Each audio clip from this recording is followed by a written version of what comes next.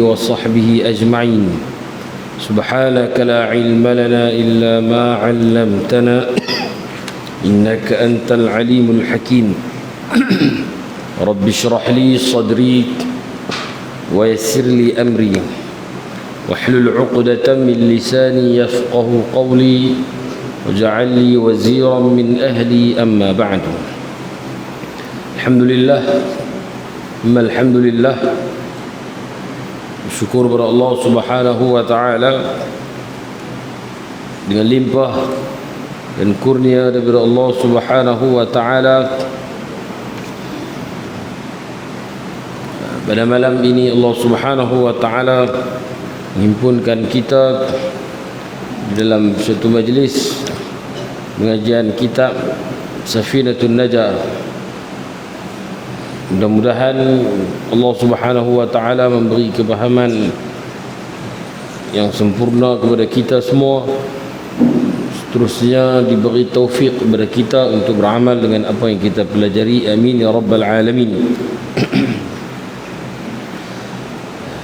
Tuan-tuan dan puan-puan yang dirahmati Allah, kita sampai pada pembahasan muka surat 5,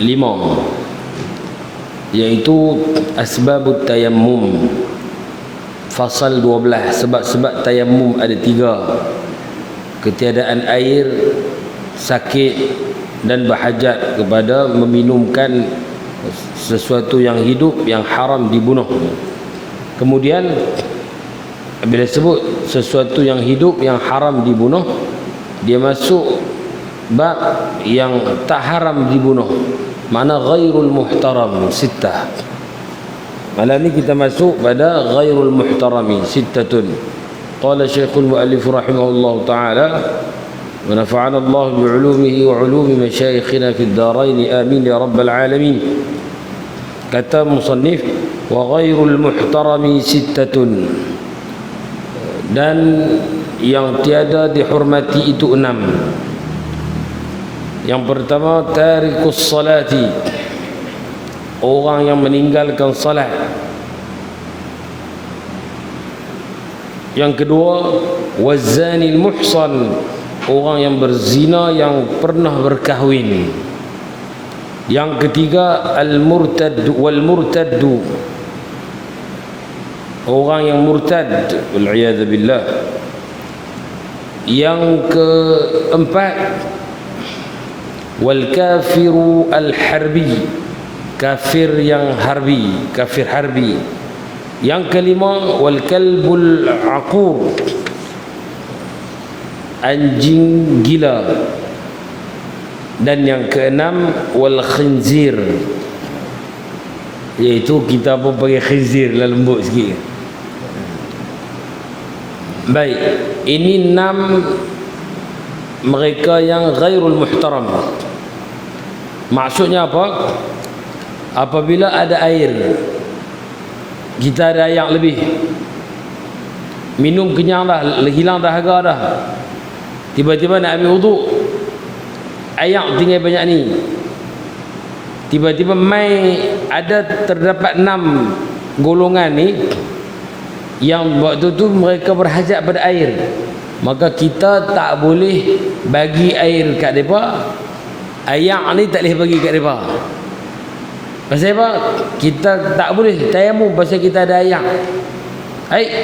Habis tu mereka manusia, tapi manusia yang tidak muhtaram, yang mereka ni ibarat bangkai bernyawa. Bangkai kita nak bagi tak jamu? Tuan-tuan jumpa bangkai usung bawa pergi klinik tak?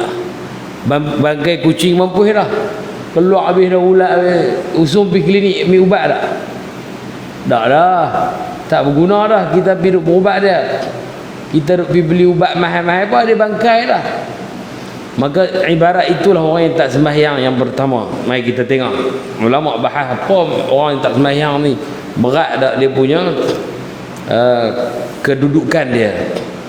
Orang yang tak sembahyang ni berat tak kedudukan dia.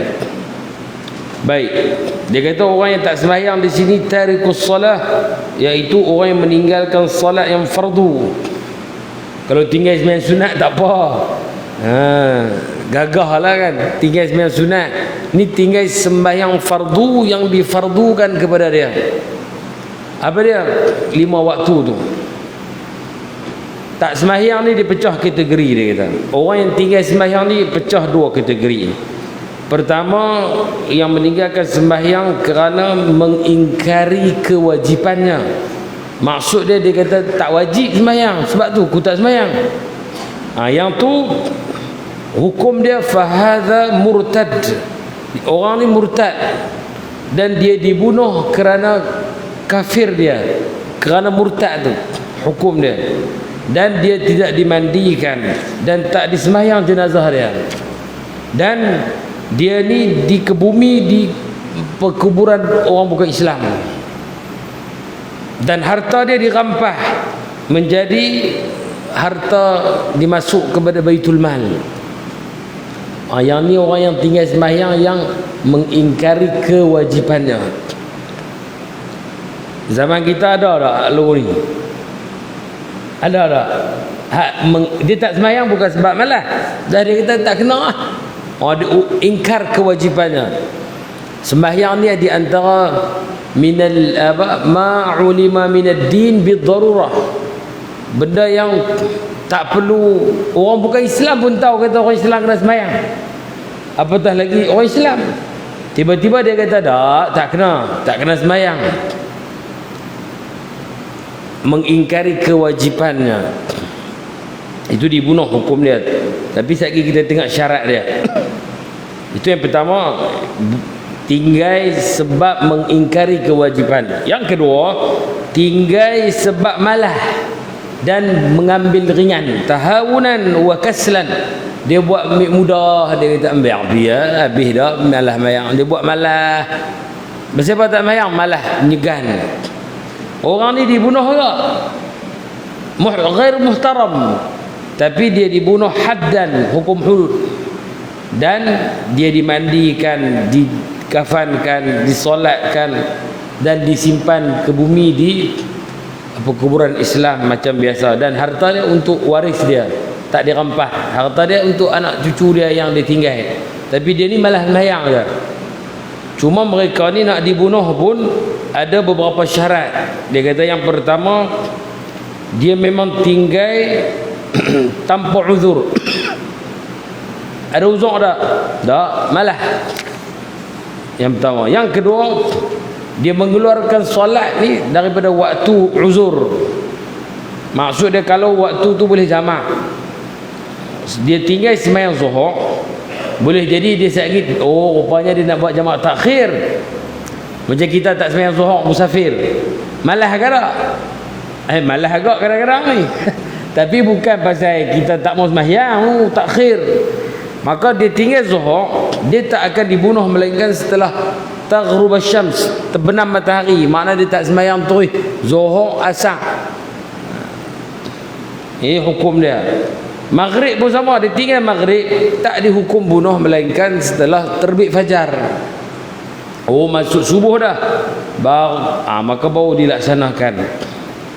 Dan subuh tak dibunuh melainkan terbit matahari. Kok mana ni ramai tak sembahyang ni? Malah ke terlupa, terlajak bangun. Terlewat. Bukan malah no, terlewat. Baik.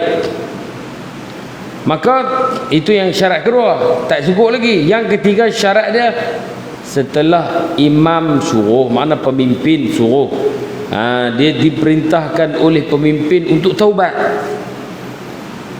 Maknanya pemimpin lah menyuruh taubat. Tangkap orang tak sembahyang ni bohlam satu lokak, taubat agak tak mau, buat geliat tak mau juga, baru kena. Tapi kalau tagak-tagak tergayak keluar angin nak sembahyang dah berjanji, tu tak apalah. Hak ni dia memang tak mau sembahyang sungguh. Dan yang keempat, syarat yang keempat, setelah disuruh taubat.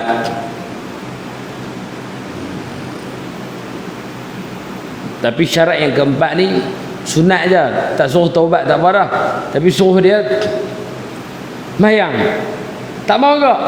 Baru dilaksanakan. Tapi hukum ni dilaksanakan jika yang melaksanakan jika pemimpin nak laksanakan. Orang Islam tak boleh melenting. Contohlah tiba-tiba di negara kita dikuat kuasa undang-undang, siapa tak sembahyang sekian hukum bunuh. Orang Islam tak boleh kata inna lillah, ini satu kekejaman, ini tidak berkeperimanusiaan. Tak. Lebih berkeperimanusiaan. Pasal apa? Mati awal lagi daripada dosa dia banyak. Betul tak tuan-tuan? Nampak tak? Dia tak sembahyang, kalau dia tak sembahyang daripada umur 30 sampai 70 dia tak sembahyang, berapa puluh tahun dia tak sembahyang. Tapi kalau awal-awal lagi pum, mati dah. Maknanya 30 tahun dia sip dah. Masa dalam neraka sip dah. Kalau hak malas tadi tu. Maknanya semua ni ada hikmah. Yang disuruh ni bukan, yang menyuruh ni syarak. Bukan agama suruh. Bukan akal fikiran ulama macam mana. Tak. Itu disebut orang dibunuh kerana tidak menunaikan solat. Ini berdasarkan hadis Nabi SAW. Maka orang tak sembahyang ni hati-hati, kerana dosa dia sangat besar. Malah pun kena. Ingat malah tak kena tak. Cuma beza dia, kalau dia mati sebab malah, dia masih disembahyangkan, dia masih dikafankan, dia masih dimandi, disembahyang, dimandi, kafan, sembahyang, dikebumikan. Harta dia tak kena rampah. Kalau yang mula-mula tadi yang mengingkari kewajipan solat, pasal apa tak sembahyang? Ini hukum dia. Kita bicara hukum lah. Yang laksana tak laksana tu nombor dua lah, bukan kuasa kita lah. Cuma kalau benda tu berlaku, orang Islam kena faham, oh ni betul, ni hukum, ni perintah, ni bukan rekaan tak. Ni bukan isu nak menakutkan semata-mata tak. Supaya dia ada hikmah-hikmah yang kita tak terfikir. Itu yang pertama. Yang kedua, kuih berat lagi. Yang kedua, az-zanil muhsan, orang yang telah berkahwin tapi dia berzina. Orang yang berzina orang yang berzina yang sudah kahwin. Kita ni dia kata apa? Orang yang berzina yang pernah berkahwin. Dia pernah berkahwin satu masa. Sama ada pernah berkahwin semasa sekarang ni dia masih ada isteri ke, ataupun dia dah berpisah ke, tapi dia pernah berkahwin. Baik. Syarat ihsan tu makna apa? Dia baligh, aqil, merdeka, dan dia pernah wati, makna dia pernah bersetubuh dengan pada pernikahan yang sahih. Maka dia pernah perkara tu, tiba-tiba dia berzina pula di luar.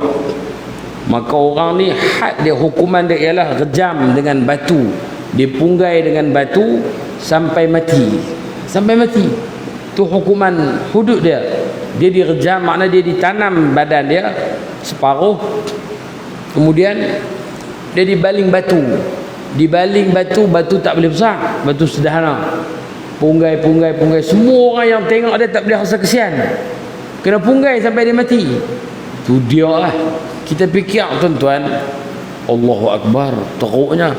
Syarak buat ni ada hikmah. Tuan-tuan tahu tak pasal apa pusat pelacuran banyak? Pasal kaki berzina ni sekali dia tak puas. Dia nak 2 kali. Lepas 2 kali, 3 kali, 3, 4, sampai bila-bila dia akan berzina. Dan sekali je dia tak berhenti dah. Nak jumpa tambah dah kahwin ni. Maksudnya dia dah ada pengalaman bersetubuh yang halal. Tiba-tiba dia nak cari juga yang haram. Ni nak tak lama nak main bulan Isra' Mi'raj kan. Kita akan baca ada peristiwa orang yang bagaimana ada daging mentah, ada daging elok dengan daging mentah yang busuk. Dia pergi cari daging, dia makan daging busuk, yang mentah yang busuk. Orang dia dalam riwayat ditanya, maka dijawab, ni orang yang ada isteri halal tapi dia pergi cari juga pusat pelacuran. Dia pergi cari juga tempat luang. Dia panggil makan luang kan, kita panggil makan apa kan. Yang ni bahaya. Cukup bahaya. Tambah-tambah siapa duk bagi idea suruh buka pusat pelacuran, tambah pula. Ini semua satu musibah yang besar yang kita tak boleh buat mudah. Ingat, orang dah menikah, dah pernah rasa jima' yang halal, wati' yang halal, yang pernikahan yang sah, dia berzina, sama ada dia lelaki atau perempuan, hukum sama. Bila dia berzina aja, dia dah jadi ghairul muhtaram, dia dah jadi bangkai bernyawa, tak mulia dah, tak ada apa dah, tak laku dah. Maknanya dia ni kalau pun tak dilaksanakan hukum sekian, rejam sampai mati di zaman kita ni, tapi kena taubat banyak-banyak lah.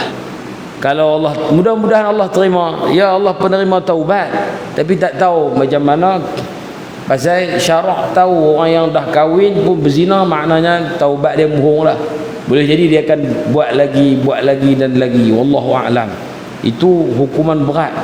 Maksud dia putih terus, mati terus. Wal iyad billah. Itu kena ambil berat lah, kena ambil hati-hatilah. Tak boleh buat mudah. Kalau kita dengar kan tempat kerja berlaku, macam-macam lah zaman lah ni. Baca surat khabar kita pun takut. Dia buat macam-macam yang tak terfikir dengan kepala, tak terfikir dengan otak. Yang saya baca terbaru ni, dia buat kerja ni lama dah. Apa dia buat kerja? Dia upah orang mai tidur dengan bini dia. Dia buat gini, dia bagi ubat apa kat tahu bini dia tak sedap. Dan dia buat benda ni lama dah.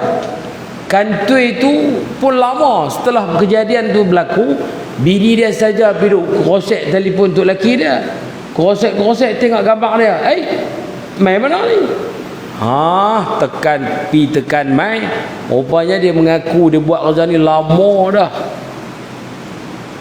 Tu dia kata manusia ni kalau jahat ni, syarak suruh apa? Bunuh terus.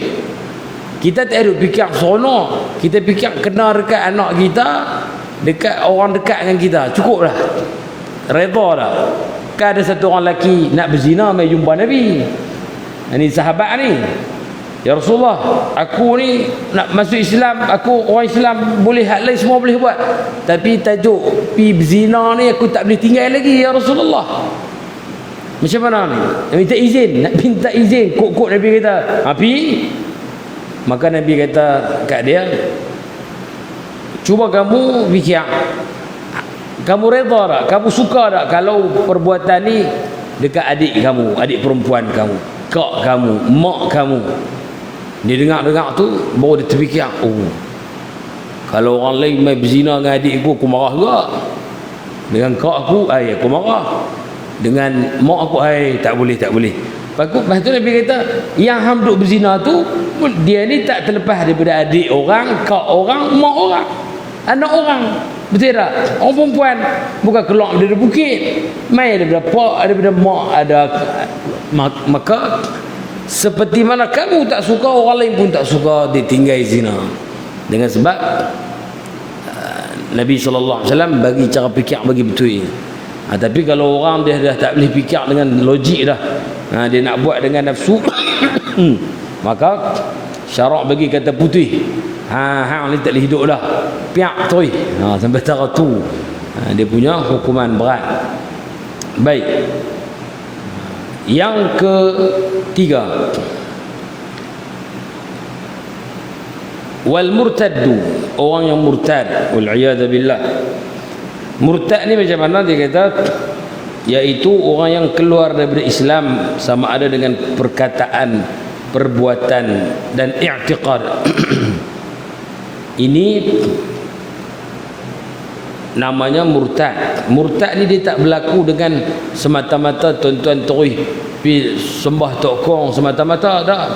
Kadang-kadang i'tiqad pun boleh menyebabkan seseorang keluar. Kadang-kadang perkataan pun, wal iyad billah, jaga-jaga. Jangan duk bercakap ikut dan seronoklah hampa tu, tak kena mahyang, tak kena puasa, rugi kami, wal iyad billah. Ini semua perkataan yang bahaya. Orang duk melawak main, padahal satu perkataan yang cukup menyebabkan seseorang boleh murtad, wal iyad billah. Tak boleh cakap teringin, terlintah hati dan sebagainya. Ni semua perkara yang kena hati-hati. Ada dalam kitab cerita tentang, saya tak ingat nama kitab apa, dia cerita tentang wajah-wajah ataupun tentang penyebab menjadi murtad. Jenis perkataan macam mana, perbuatan lagu mana, i'tiqad lagu mana menyebabkan seseorang keluar daripada agama. Itu bahaya. Bahaya sangat.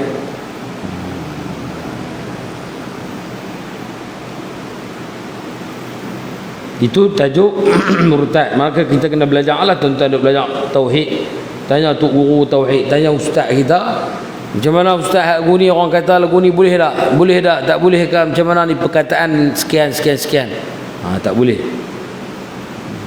Hati-hati, kadang-kadang kita waktu marah kan tajuk zina ni, dia orang perempuan nak marah tok lelaki nak kahwin seorang lagi kan. Tajuk ni dia sensitif ke tak? Sensitif. Lebih bagus suami dia kahwin dua daripada suami dia pergi berzina. Sungguh. Sebab tu syarak bagi kelonggaran. Ini bukan kita nak tajuk hampa orang lelaki sembang tajuk ni kemas. Tak.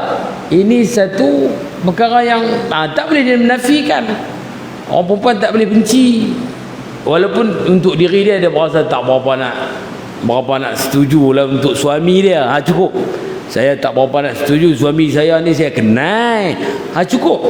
Dia tak boleh langkah pergi ke tajuk keseluruhan. Dia tak boleh kata ni menikah dua-dua ni semua merapu semua. Itu berjahat. Berhati-hati perkataan dia. Takut dia meremehkan syarak. Dia merendahkan hukum syarak. Pasal syarak tahu dah penyakit orang ni tak boleh dicari sampai boleh kan. Tak boleh. Sebab tu berlaku di Kuala Lumpur ke di mana tempat orang-orang kaya, minta maaf lah, dia takut bini dia. Jadi dia ada apa? Dia spare, dia panggil apa? Dia ada anak ikan, anak apa lagi? Anak ayam. Dia ada banyak istilah ni. Tuan-tuan perempuan kena tahu. Jangan duk kira anak ikan kat kedai je. Dia anak ikan dalam kurungan ni, dia ada banyak nama. Sungguh, ni zaman moden tak boleh. Kita kena tahu. Sugar daddy, sugar apa lagi? Mami ada ke? Saya apa tak tahu, saya tahu daddy. Sugar berapa jenis gula tu ada. Gula pak, gula mak. Dia ada aplikasi ni. Pelajar you banyakkan duk jadi apa? Jadi orang tua ni dia nak menikah tak berani. Jadi dia pergi cari anak dara mana-mana hak muda-muda, hak boleh dia pergi tidur. Ku banyak hang gaji banyak ni bulanan. Kereta ku beli, nu ku bagi, hak ni ku bagi. Janji hang dengan aku je, tak boleh pergi duduk dengan siapa. Ni full ni gaji mahal ni 3-4 ribu. Mana tak mau mereka ni duk mengaji, duk kena buat hutang kan. Hak ni ada orang tua mana duk bagi ni, orang tua bukan larat mana dah. Jadi tak apa. Ni pekah tak kena cakap. Tuan-tuan kita kena tahu. Kita jangan duk pergi tengok aplikasi Sugar Daddy, download pula dah. Bagus ni. Dia lah. Lebih baik pergi menikah siam daripada Sugar Daddy. Dah melawak je. Bagi tahu ustaz pandai nak buat hukum pula. Dah maknanya menikah. Nak sebut kita menikah tadi tu. Hak ni berzina haram ke tak? Tak jawab ni. Berzina haram ke halal? Menikah halal. Tak mana pun halal. Piyaman menikah halal. Contoh. Pi mana lagi? Halal, cuma tajuk proses tu kena bagi betul lah. Kena telefon tu Imam abang sebatah dua lu, saya ni anak Korea ni, tapi lah telajak sampai petani dah. Nak menikah kena ni, nak patah balik jauh. Contoh lah tu Imam abang kita kok mana, selesai lah urusan tu. Nama dirahsiakan. Tapi ahli Korea aja. Contoh lah. Halal menikah. Ingat tu, menikah halal. Yang pergi di luar ni kadang-kadang sebab takut kat bini tak sign ke mana. Bini pun tahu tok lelaki dia mampu ke tak kan, ataupun bini terlajak apa, garang sangat, cengeng tu tok lelaki sengak piu 3 dah hari kahwin. Ada. Ini cerita betul, ini bukan cerita palsu. Jadi tak salah asalkan menikah. Yang salah tu hak berzina tadi tu, hak sugar macam-macam tu. Nampak macam bagus kan, nampak macam bila aku mati hang dia dapat peraih aku. Islam ni bukan tajuk harta. Setengah orang ni kalau mati yang tak bagi kahwin dua tu pasal kalau lelaki dia mati 1/8 tu kena bahagi dua. Oh, hak ni pantang untuk nenek. Awak kita mati esok kubur besar mana? Besar tanah lot tak?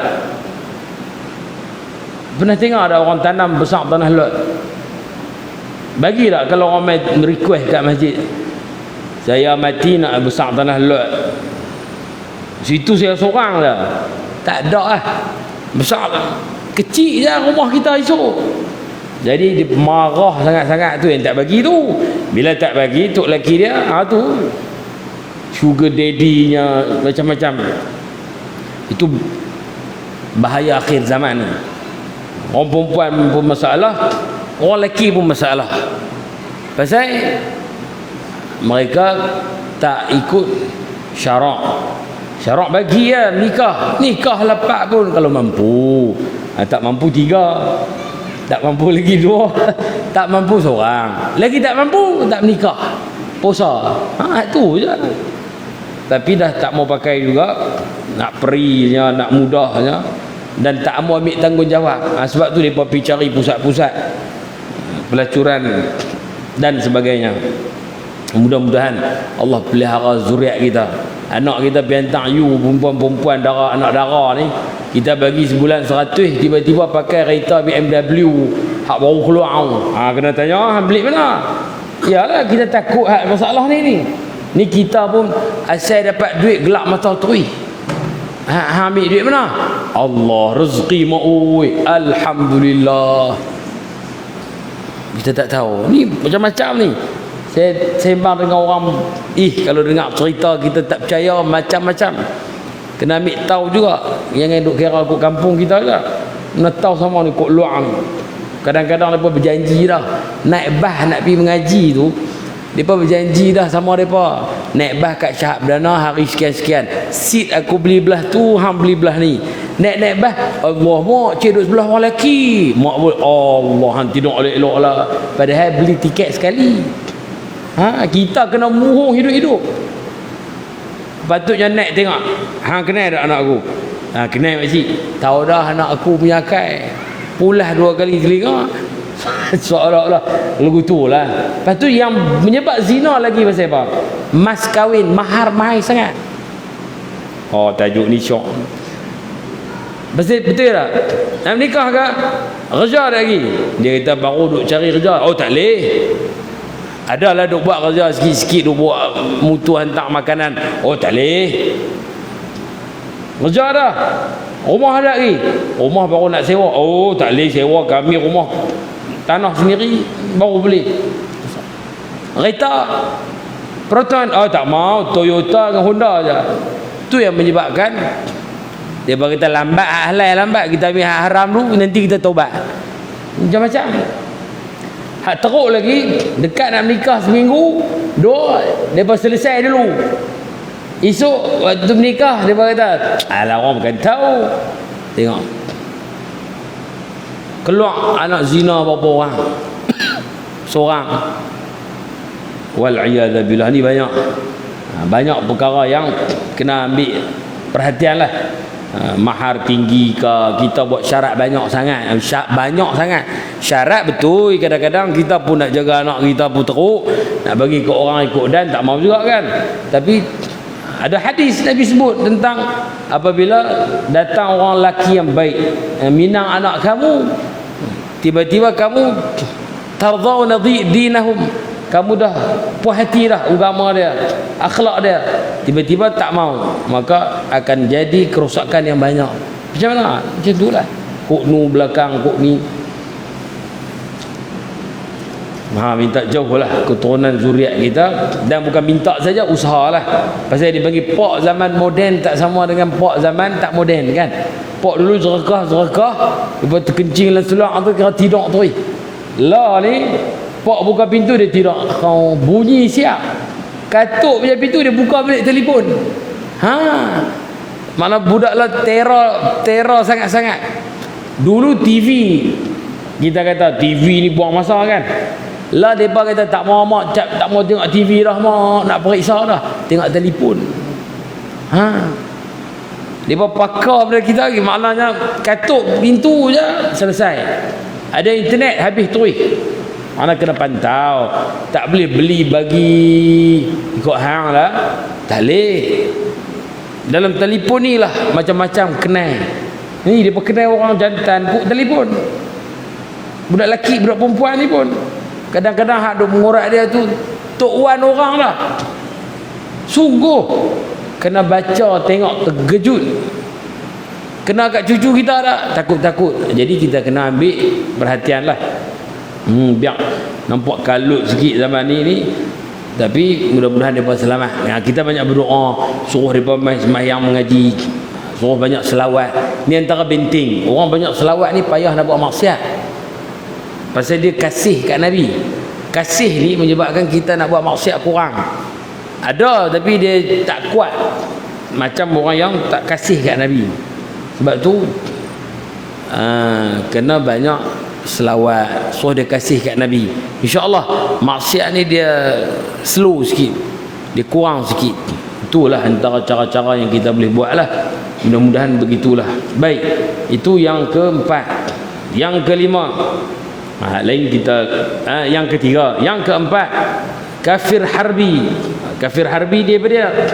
Kafir yang boleh diperangi dan boleh dibunuh.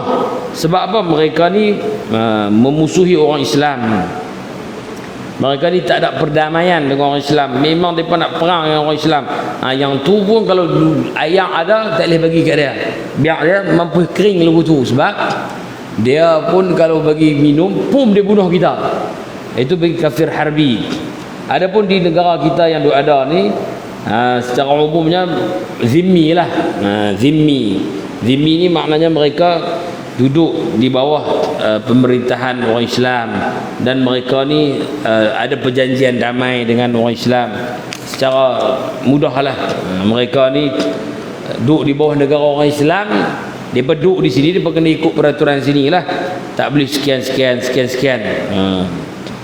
Itu tajuk kafir zimmi, bukan kafir harbi. Tapi kalau harbi, itulah hukum dia. Itu secara ringkas lah. Baik, yang kelima, wal kalbul aqur, anjing gila. Anjing gila ni hukum dia boleh bunuh. Bahkan dia kata, apa makna anjing gila? Anjing yang duk kacau orang di jalan, itu kira gila lah tu sebenarnya. Bahkan menakut-nakutkan orang. Dalam kitab ni, walaupun sekali je dia menakutkan orang, sekalipun dia tak tokak lagi, kacau dah, dia kira gila dah, boleh bunuh dah. Tapi kena tengoklah yang dia bagi pecahan. Anjing pertama gila, kalau gila tak ada khilaf, boleh bunuh, sunat bunuh. Yang kedua, anjing yang ada manfaat buruan ataupun jaga, maka yang ni haram bunuh. Anjing jaga rumah ke, anjing yang tu pun sebenarnya kena bagi hak duk jaga rumah, jaga dah lah rumah ni, rumah orang lain pun duk pergi jaga ni, apa masalah ni kan. Tu kena ada apa, penguatkuasaan lah, kena lapor kalau perkara ni berlaku. Rumah kita jiran dengan dia, kalau jaga rumah sendiri tak apa, dia pergi jaga rumah jiran sekali. Faham tak mana jaga rumah jiran? Dia pergi jerkah kat jiran, tu masalah. Ada hak, ada, kita boleh buat ni lah, aduan. Kalau jaga tempat dia sendiri tak apalah. Jaga tanaman, kebun daripada kera dan sebagainya, yang tu tak apa, yang tu tak boleh bunuh, haram. Tapi yang jenis duk kacau orang ni, yang tu boleh bunuh, bahkan sunat. Dan dia ada yang ketiga, kategori anjing yang manfaat tak ada, mudarat tak ada, anjing lepak saja ni. Faham tak? Anjing duk mendengung, tak ada apa ni, tak ada kerja. Anak siapa? Anjing siapa? Tak ada tuan. Duk apa? Kacau orang pula. Maka yang tu di sisi Ibnu Hajar dan Imam Ramli ini anjing yang muhtaram, tak boleh bunuh. Tapi di sisi Syekh Zakaria harus boleh bunuh. Bahkan kalau banyak sangat, teruk sangat ni, boleh dibunuh beramai-ramai. Itu kalau yang kata tadi tu, yang ganggu bahkan bawa penyakit dan sebagainya, tu boleh dibunuh. Kemudian yang keenam, dia belah anjing ni ada dalam syarah. Dia kata pasal apa hukum belah anjing tanpa faedah, haram hukum dia. Kecuali ada hajat, jaga kebun, jaga rumah, jaga binatang ternakan, tak apa. Tapi kalau tak ada sebab, kerana dalam hadis disebut man iqtana kalban laysa bikalbi saydin wala mashiyatin wala ardhin fa innahu yanqusu min ajrihi qiratani kulla yaumin. Siapa-siapa yang bela anjing yang bukan untuk buruan, bukan untuk jaga ternakan dan kebun, maka sesungguhnya berkuranglah daripada pahalanya 2 qirat setiap hari. Ini hadis Imam Muslim riwayatkan. Sehari pahala dia kurang sampai bila-bila pahala dia kurang. 1 qirat ni besar gunung Uhud. 2 qirat, 2 kali gunung Uhud pahala dia hari-hari hilang. Pasal apa? Dia bela anjing saja-saja. Ni orang Islam lah, orang bukan Islam, bukan takat pahala pun tak ada dah. Ni orang Islam ni saja bela syok-syok. Ada kebun tak? Tak ada. Tanaman? Tak ada. Jaga ni? Tak saja, dia kata. Pasal comel. Maka hukum dia haram bela. Imam Nawawi kata pasal apa hilang pahala? Pertama, malaikat tak masuk rumah orang ni. Yang kedua, pasal anjing tu akan menakutkan orang lalu di rumah dia. Orang tengok Allah ada anjing tak. Yang ketiga, sebab dia pelihara tanpa hajat, hilang pahala. Yang keempat, kadang-kadang dia tak sedar anjing tu jilat dia dan sebagainya, menyebabkan mughalladhah. Maka hidup dia duk mughalladhah, sentiasa najis mughalladhah. Maka sebab tu hilang pahala dia tiap-tiap hari. Itu makna sebab apa? Itu hukum belah anjing. Jadi kok kampung tak ada, kok orang duk belah saja-saja tak ada. Tapi dah kebun katuk dah. Lepas tu duk belah habis. Tu kena fikir lain lah. Yang keenam, wal khinzir. Khinzir ni sunat bunuh walaupun tak gila. Nak jumpa gila malah kita pun tak kenal kan. Ada tak kenal tak? Dia memang sondoi kerja dia kan. Dia kata aku tak gila, aku sondoi je. Maka dia kata sunat. Dalam kitab kata sunat atas mu'tamad bunuh khinzir. Bahkan kata kat dalam pendapat kata Qil, kalau dia gila wajib terus bunuh. Bukan sunat lagi, wajib lah. Cuma kita tak tahu macam mana babi gila, kita tak kenal kan. Kenal tak? Tak kenal. Kita tengok dia pun kita kata ni gila ni punya kerja ni. Pasal dia tanduk habis tanaman kita. Maka boleh bunuh, tidak ada masalah.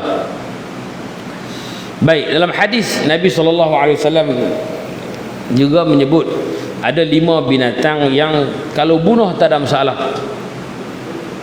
Pertama, gagak, helang, tikui, kalajengking dan anjing gila. Itu yang disebut dalam kitab ni. Baik, kita baca syarah sikit tentang binatang-binatang yang boleh dibunuh dan tak boleh dibunuh. Dalam kitab ni dia kata, dalam syarah dia kata disunatkan membunuh binatang yang menyakiti, yang jenis menyakiti, yang jenis menyakiti manusia ni secara tabiat dia. Memang dia ni jenis menyakiti manusia. Antaranya yang 5 ekor yang kita sebut, 5 jenis tadi tu. Apa dia? Gagak, elang, tikui, kelajengking, anjing gila. Tambahan lagi dia kata bahkan haram kita ambil belah binatang-binatang tu. Haram kita belah.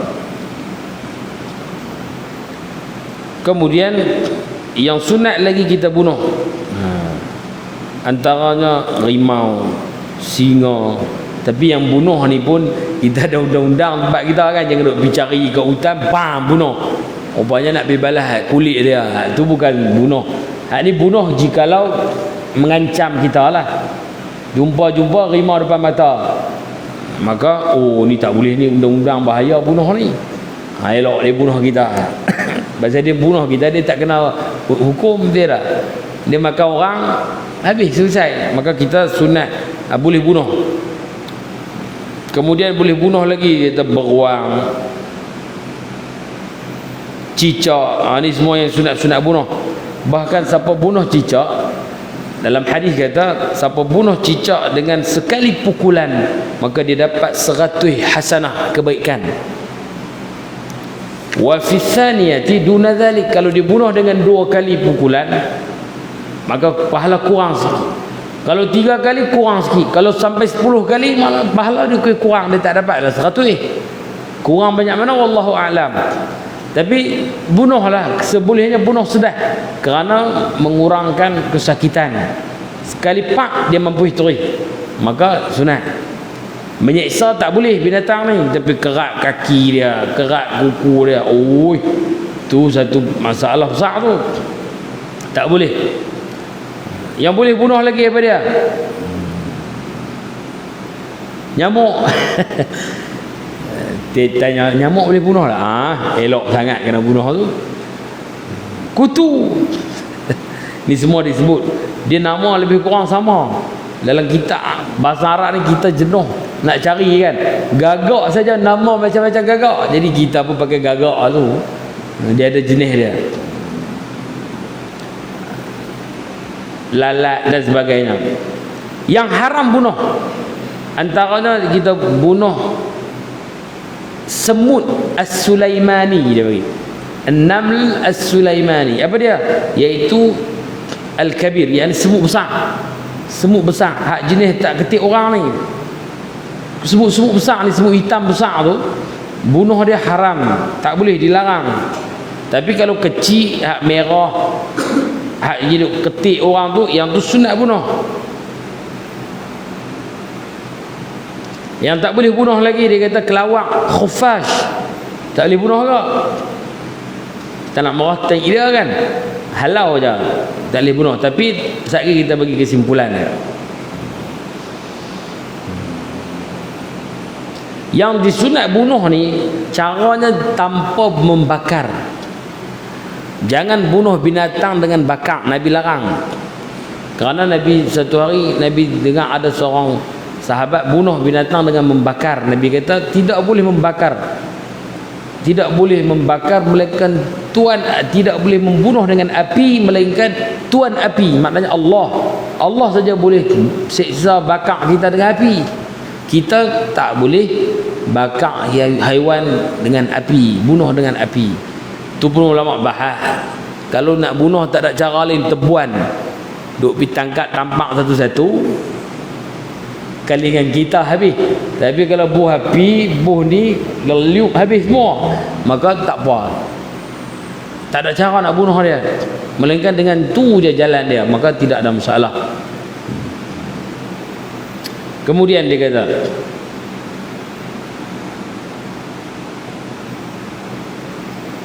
apa dia lagi yang tak boleh bunuh? Yang tak boleh bunuh lagi, dia kata katak, dhifda'.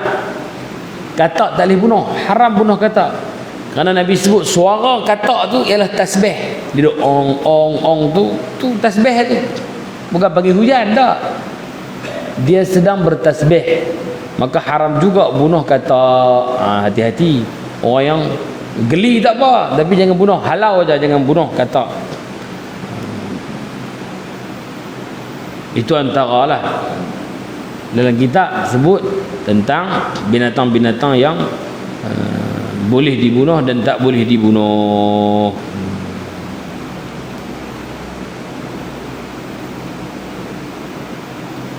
Yang tak ada manfaat dan tak nampak manfaat, tak nampak dia punya mudarat. Dia itu kumbang, kumbang jenis macam jenis kumbang lah, mengkarung dan sebagainya, yang tak ada ni binatang ni tak buat tokok orang pun tak, orang makan pun tak boleh. Maka dia kata makruh bunuh. Saja-saja pergi duk bunuh syok-syok makruh. Pergi tengok kumbang terbang geram tu, pong mampu kerah, maka dia kata makruh bunuh. Tapi kalau kita tahu ni bahaya ni, maka boleh bunuh lah. Itu tajuk bunuh binatang. Kerah macam mana duk bunuh ni, duk kacau tanaman. Maka ulama bahas juga boleh apabila dia kacau tanaman kita. Pasal lagu tu pakai tak ada hasil lah kita, kan, dan sebagainya. Tu boleh ambil kaedah apa yang boleh kita memberi mudarat kepada kita, maka boleh bunuh. Dan bunuh pula sebolehnya kena ihsan, jangan kita seksa dulu. Tapi tak ada cara dah, ada satu je cara bunuh, maka baru boleh kita bunuh dengan cara tersebut.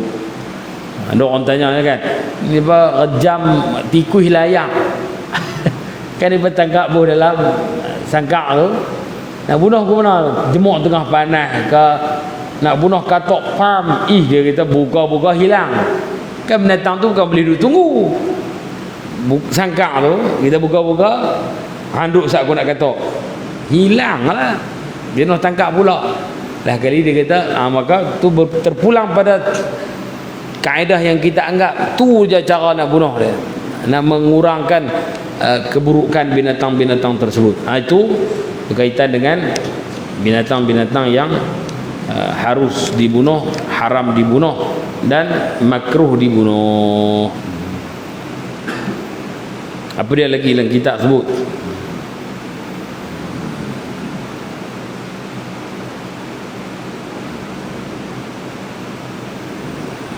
Ular, tu tak perlu tanya no.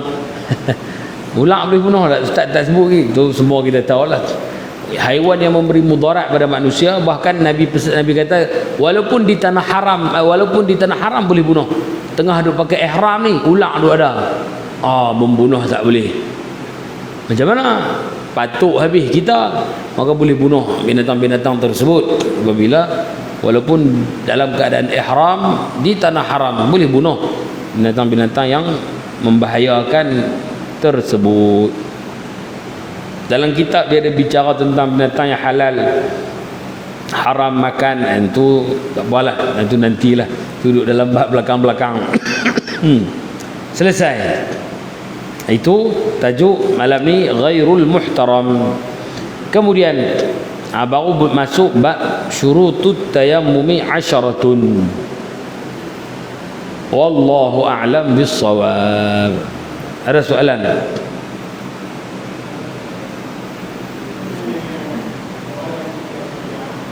Orang yang batas merah. Ya. Ya.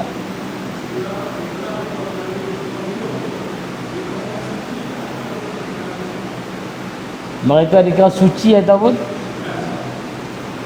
masih berdosa. Itu taubat mereka tu, menjalani perintah Allah, merupakan taubat bagi dosa-dosa tersebut. Mana fa'amruhu ilallah lah, dosa diampun dengan tu lah, dengan hukuman tu lah. Sebab tu disuruh taubat, kemudian dikena hukuman. Mana sakit sebelum mati tu sebenarnya taubat dosa dia, cuci habis dosa. Sebab tu kata ulama, apabila orang sakit nak mati, sakit yang sangat-sangat sakit, maka sakit tu dihapuskan dosa dia. Bila bertemu Allah Ta'ala, dosa tak ada dah, atau kurang dah dosa dia sebab sakit tu. Sebab sabit dalam hadis bahawa orang yang kena musibah, sakit ke ni, ma yusibul muslimin min nasabin, saya tak ingat lafaz dia panjang kan, tidaklah yang mengena orang muslim min nasabin, letih, wala wasabin kan, wala hammin, risau, sehingga Nabi kata hujung sekali, hatta syaukati yushakuha, sehingga duri yang cucuk dia sakit, Yang tu ni semua illa kafarallahu bihinnal khataya, melainkan dengan sebab kesemua tu Allah Ta'ala menghapuskan dosa dia. Kita ni kena cucuk duri, tersepak tunggui depan masjid, pum, marah tunggui, sebenarnya Allah hapus dosa. Maka orang beriman ni, dia rindu ke anak dia, dia sedih, teringatlah hak nu sedih ni, macam-macam sedih tu Allah jadikan untuk menghapus dosa. Maka sakit yang kena hukuman tadi tu Allah jadikan untuk hapus dosa dia. Bahkan ada dalam riwayat cerita tentang seorang yang mati lepas kena rejam, Allahu alam, saya tak ingat riwayat tu. Maka orang pakai maki hamun dia, maka Nabi larang kerana dia dah diampun dosa lah setelah dia menjalani hukum. Maka kita lagu tu lah, kalau kena apa pun sakit dan sebagainya, sebenarnya tu penghapus dosa lah. Wallahu a'lam. Ada lagi tak? Ya. Tebuan.